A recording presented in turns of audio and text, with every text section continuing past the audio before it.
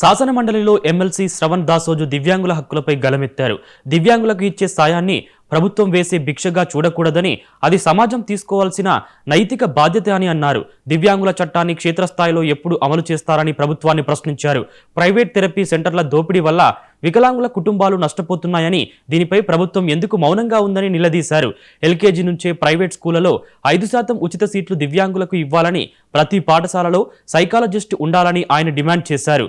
Autism, పక్షవాతం సహా 21 రకాల వైకల్యాలపై గ్రామస్థాయిలో అవగాహన కల్పించాలని, ఆర్పీడబ్ల్యూడి చట్టాన్ని పక్కాగా అమలు చేయాలని కోరారు. కేవలం రిజర్వేషన్లకే పరిమితం కాకుండా దివ్యాంగుల జీవితాల్లో నిజమైన మార్పు తీసుకొచ్చే పాలన కావాలని దాసోజు శ్రవణ్ స్పష్టం చేశారు.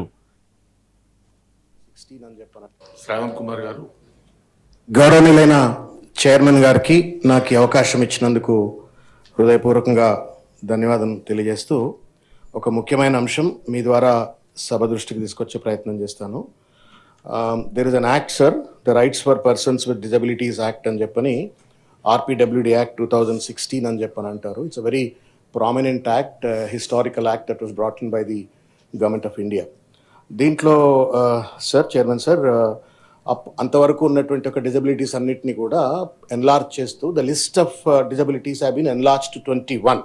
అవి లో విజన్ అని చెప్పని, లెప్రసీ అని చెప్పని, hearing impairment, locomotor disability, dwarfism, intellectual disability, mental illness, autism, cerebral palsy, molecular dystrophy, ఇట్లా స్పెసిఫిక్ లెర్నింగ్ డిజబిలిటీస్, ఒక 21 పార్కిన్సన్స్, ఇవన్నీ కూడా డిజబిలిటీస్ యాక్ట్ కింద పొందుపరిచినారు అధ్యక్ష.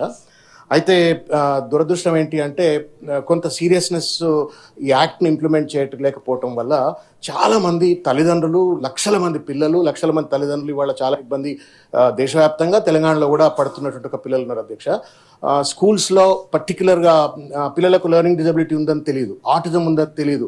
వాళ్లకు సరి అయినటువంటి ఒక ఓరియంటేషన్ కల్పించే విధంగా సెన్సిటైజేషన్ స్కూల్లో ఉన్నటువంటి యజమానులకు కానీ టీచర్లకు కానీ లేదు. అక్కడ అవసరమైనటువంటి రీహాబిలిటేషన్ కౌన్సిలింగ్ సెంటర్స్ కానీ లేవు. దానివల్ల పిల్లలు చాలా ఇబ్బంది గురవుతా ఉన్నారు. సమాజంలో వారికి ఈక్వల్ రైట్స్ను కల్పించవలసినటువంటి ఒక స్ఫూర్తితో పట్టుకొచ్చిన యాక్ట్ అధ్యక్ష. శ్రావణ్ కుమార్ గారు.